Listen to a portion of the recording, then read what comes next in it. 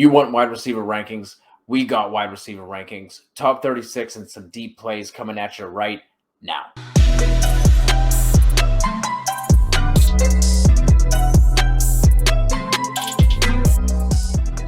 TFA fam, welcome into the Week 6 wide receiver rankings show. Like I said in the intro, 36 guys and some deep plays we want to get into. So let's go ahead and jump right into it. Going to go over our consensus ranks for Week 6. Kicking things off, our top 12 wide receivers: Devontae Adams, Tyreek Hill, Stephon Diggs, Cooper Kupp, DJ Moore, Terry McLaurin, Justin Jefferson, Mike Williams, DeAndre Hopkins, Jamar Chase, Deontay Johnson, and CeeDee Lamb at wide receiver 12 for us this week. Kev, if you have any of these guys, you're plugging them in. We don't really need to go into a lot of detail, but is there anybody in this top 12 that you really want to touch on? Surprise, surprise. Let's talk about Terry McLaurin, another Washington football team guy that we want to highlight here. He's kind of been hot or cold over the last few weeks, but he still has a 30% target share in this offense, 44.9 market share of the air yard, which is fourth most among all wide receivers. He's sixth in total air yards, third in deep targets, 17.4 fantasy points per game, 25th in yards after the catch with a 2.47 yards per route run. Now, he's had double-digit targets in 3 of the last 4 weeks, but if you look over the last 3 weeks, he's put up 10.2 in week 3, 30.3 in week 4 against that terrible Atlanta defense. Week 5, he only had 8.6 against New Orleans. Now, one thing that those 2 bad weeks have in common are just bad matchups. You saw a lot of Trey White in that week 3 matchup against the Bills, and then week 5, he saw a lot of Marshawn Lattimore. So this week, if you want to cure your blues, you just play the Chiefs defense. And the Chiefs are 32nd pass DVOA. They've allowed the 11th most fantasy points to wide receivers. And so Terry McLaurin is going to absolutely eat in this game. And so you are starting Terry McLaurin with absolute confidence this week. A big bounce back spot for him. Some people, with his performance, maybe people are a little bit leery with him. I would not. You should feel 100% confidence that Terry McLaurin is going to crush this week. Another bounce back guy, DJ Moore, both of us. He's in both of our top 5s. You touched on the matchup already for Sam Darnold in the quarterback show, so I won't go too deep into this, but the numbers against, quarterbacks and wide receivers alike look a little bit better than I think what they really are. We have to remember that Baker Mayfield barely went over 150 passing yards against his defense, and then they had Jared Goff, who barely went over 200 passing yards against this defense. So I think DJ Moore is in a bounce back spot. And then also Jamar Chase. It's so great to see him here. We've talked about this the past couple of weeks and how everyone was burying him with the drops and everything else. And it just hasn't mattered. Love seeing him in both of our top 10s. And I think we can go ahead and kick things over to our wide receiver 2s, where we can talk a little bit deeper on some of these plays.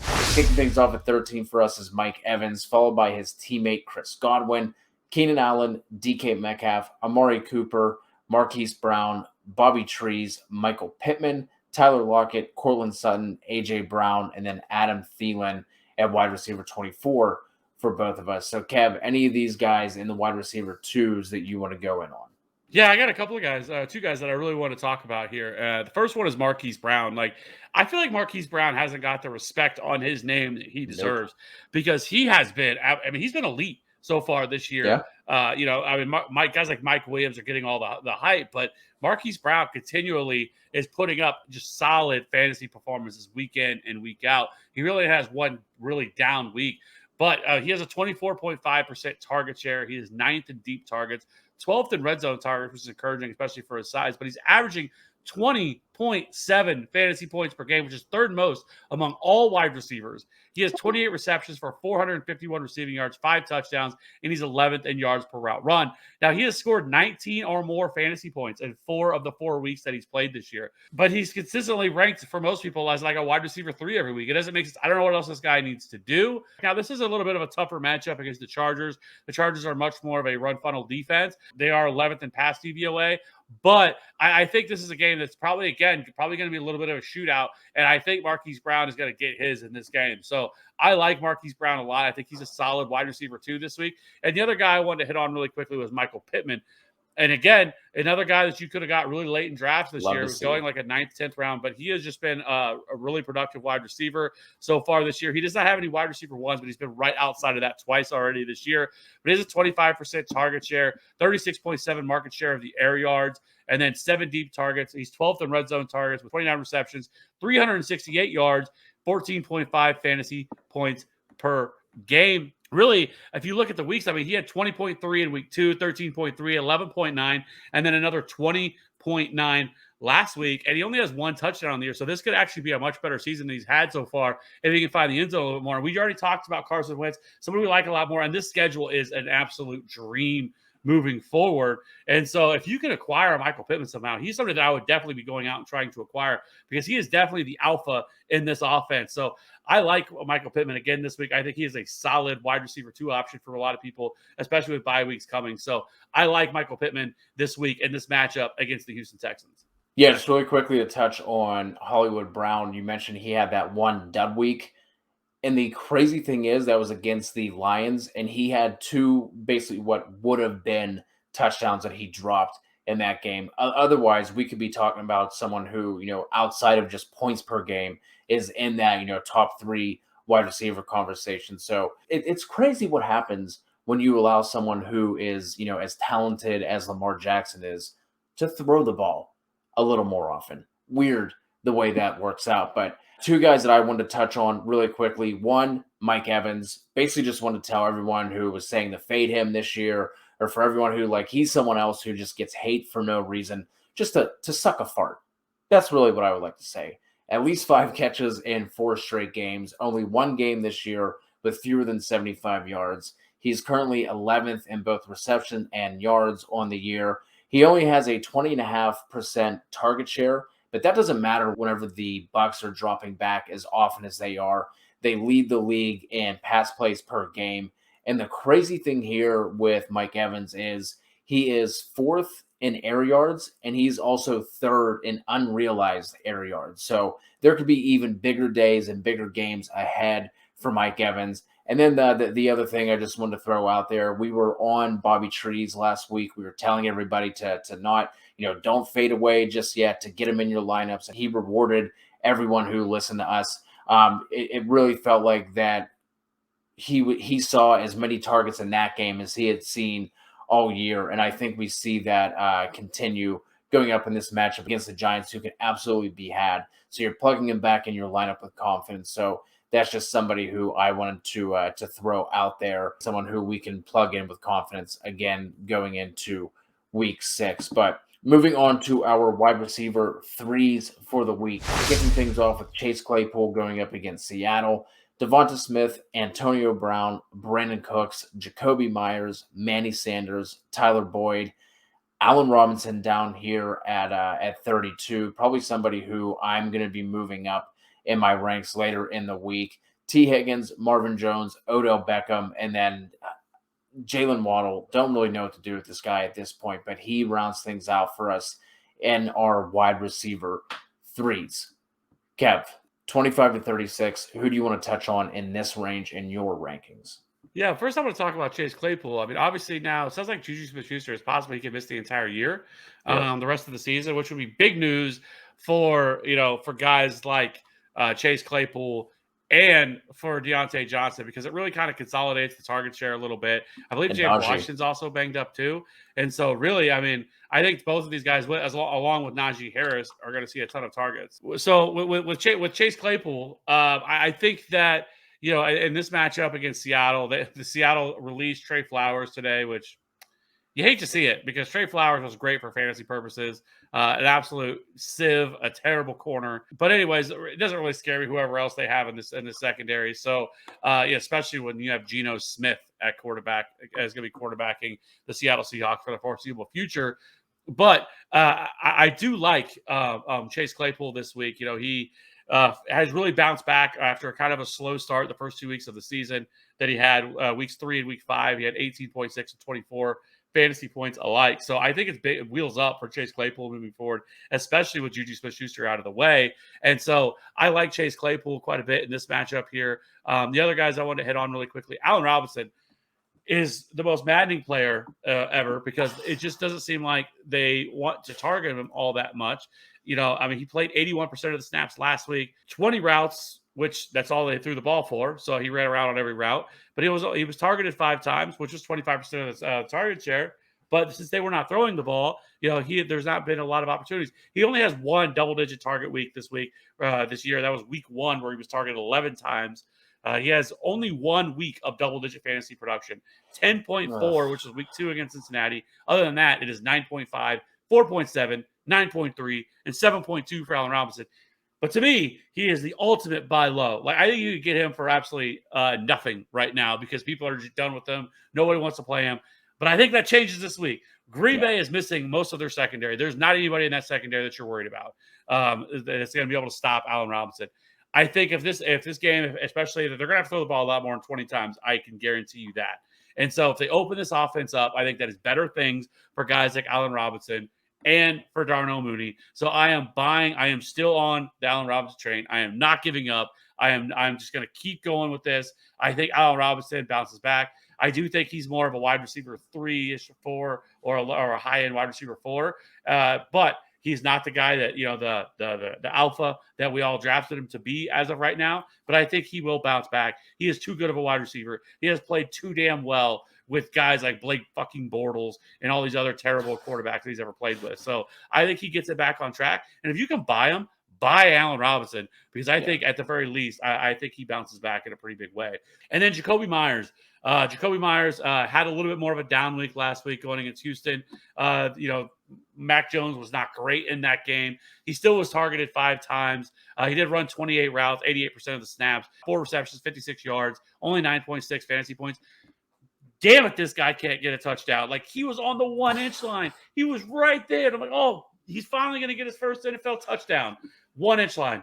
No, nothing. So anyways, that's really kind of what's held back his production a little bit, has been more so. He still averages 12.6 fantasy points per game, but he has 0 touchdowns. That is what's holding him back. He is 7th in receptions among all wide receivers as well, which is great for PPR purposes. I like Jacoby Myers again this week. I think he's kind of a weekly, low-end wide receiver 3, high-end wide receiver 4. Yeah, he's somebody who I like a lot this week. The only thing that I will add on to that is obviously the only guy that you're worried about in that defense in the secondary anyway is Diggs. He does not go into the slot. Their slot receiver, Jordan Lewis, is tied for the 8th most yards given up in slot coverage. So I think it's going to be a Jacoby Myers, Hunter Henry game for the Pats. Guys, I want to touch on really quickly here in this range. Devonta Smith, after he started off the year really well, kind of had 2 dud games in between there, but over the past 2 weeks, he has gone 7 for 122 against your Kansas City Chiefs, and last week went 7 for 77 against Carolina. Now gets a matchup against Tampa. We've talked about how you could throw in them. For as good as their front 7 is, their secondary is atrocious, giving up the 2nd most half PPR points per game to wide receivers. Devonta Smith has only had 1 game this year with fewer than 7 targets, and I think that obviously continues in this Thursday night matchup with Philly sitting as 7-point home dogs currently. So I think he is somebody who you can absolutely go back to. Other than that, moving on to some guys that we have outside of this range. One guy, Darnell Mooney, he came back down to earth a little bit this past week, but that was because Chicago was absolutely controlling that game against the Raiders. Nice matchup here against the Packers. We've already talked about their secondary. And this is going to be a game where Fields and company are not going to be able to run the ball as often as they have been. I think they're going to be forced to pass. I think we finally see Justin Fields unleashed here a little bit against, Matt Nagy's wishes. I don't know what he's doing with Fields, but I think we see, a little bit more excitement out of that offense this week. Amon-Ra St. Brown, somebody, for the brand, someone I liked a lot going into this season, hasn't really gotten his opportunity. But now with Tyrell Williams still banged up, Quintez Cephas just hit IR. Over the past 2 weeks, he has 8 targets in back-to-back games, double-digit fantasy weeks. He's someone who, for waivers this week is kind of getting buried and kind of getting put off to the side whenever we're talking about the running backs and, some of the tight ends and, Kadarius Toney and guys like that. Amon St. Brown hasn't really been mentioned as much as I was expecting. But with all the injuries, I think we can expect him to kind of slide into, in 12-team leagues, kind of in that flex conversation. His ceiling is going to be limited because of the offense, because of Hawkinson, because of Swift. But I think, if you're looking for someone to give you a steady floor in full PPR leagues, I think you can look at Amon St. Brown. Yeah, I really don't mind him, especially with the injuries that they've had. And he kind of appears to be Jared Goff, at least as of recently, favorite target. So, in PPR formats, I think he does make quite a bit of sense. I also like Tim Patrick. He is somebody that's consistently made, has been at least a solid kind of wide receiver 3-4 option for a lot of people. So I think that's kind of where he stands for me this week as a wide receiver 4. McCole Hardman, best week of the season last week, played only 68% of the stats, but he ran 39 routes, which is the most he's run all year. 12 targets last week, 9 receptions, 76 yards. No touchdowns, but he did have 16.6 fantasy points. So, in this matchup where, we really love this matchup against Washington, I like McCole Hardman as well. We'll see how much more Josh Gordon gets involved as the weeks go by. But as things currently stand, I think McCole Hardman is also in play. And then from there, I'm kind of interested to see now that the piece of shit that is John Gruden is gone. How is this going to transpire now with this offense? Are we going to start seeing more Henry Ruggs? Are we going to start seeing more Brian Edwards, or at least get scheme things up for them and get more targets for these guys who just kind of went by the wayside? So I'm not playing them this week, but I'm definitely, if those guys are available, and I know Brian Edwards is available, I wouldn't mind rostering him as a stash right now, because I think that this thing's going to get a little bit interesting because Greg Olsen is still the offensive coordinator there in Las Vegas. But now with John Gruden, who I imagine was calling most of the plays, is gone, then I am interested to see how things are going to change here in Las Vegas with this offense. Do we start to see things happen a little bit differently? So I think that those guys are worth an add. And then I'll mention this, Kadarius Toney, kind of wild that, he is hurt with an ankle injury. And I mean, he played all the way until the end of the game, and then he got thrown out for throwing a punch. I didn't see anywhere where his ankle was hurt. And then Joe Judge today was like, "Oh, well, we don't think it's a big deal. It's not season ending." Like, how does not big deal and season ending go into the same thing? Because those are two widely different things, right? Like to say oh, it's not season ending. Like, oh, whoa, I thought it was not a big deal. So I don't really know if he's going to play this week or not. We'll see. Hopefully he does, because he finally had a breakout game. But I mean, we could be looking at no Kenny Golladay, no Sterling Shepard, no Kadarius Toney, no Daniel Jones. This offense really could be really, really trash. And, we could see Devontae Booker get 30 targets in this game because they have nobody else to throw the ball to. John Ross. Maybe John Ross finally breaks out, right? John Ross season finally breaks out. He has had some flashes here this year already. So we'll see what happens with this offense because, I have Kadarius Toney as a low-end wide receiver 3 right now. But if he doesn't play, man, this offense is going to be atrocious. We'll see what happens with everybody. The last guy I wanted to mention was Devontae Parker. I think he should return this week. He had a hamstring last week. He was playing really well prior to that. As long as he returns in a matchup against Jacksonville, great matchup for him. So I don't mind him as kind of I have him ranked at wide receiver 36. So I do like him as well in this matchup against Jacksonville. So I think Devontae Parker makes a little bit of sense. Yeah, last two guys I want to mention really quickly from the same team, guys that we can't really trust on a week-to-week basis. Christian Kirk and Rondale Moore. Obviously, any game where Kyler Murray's a quarterback, you can plug these guys in. We thought Christian Kirk was going to be the more consistent option since week 3. He has not been. Rondale Moore is the one who popped up last week. But on this season, Troy Hill in the slot is giving up the 5th most yards while playing in the slot and slot coverage. So either of those guys can go out and have a solid week this week. So I think you can plug both of them in, not necessarily confidently, but you can feel a little bit better of it given the matchup. And, like I said, Kyler Murray obviously playing the way that he is. So that is going to wrap things up for the Week 6 wide receiver ranking show.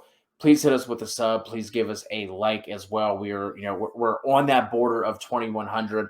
Moving on to 3K subs here on the YouTube channel. If you are listening on podcast, please leave us a rate and review if you have yet to do so. We appreciate all the support. And don't forget to check out Thrive Fantasy in the App Store or at www.thrivefantasy.com and use the promo code TFA to get a dollar-for-dollar deposit up to $100, and we'll see you guys over there.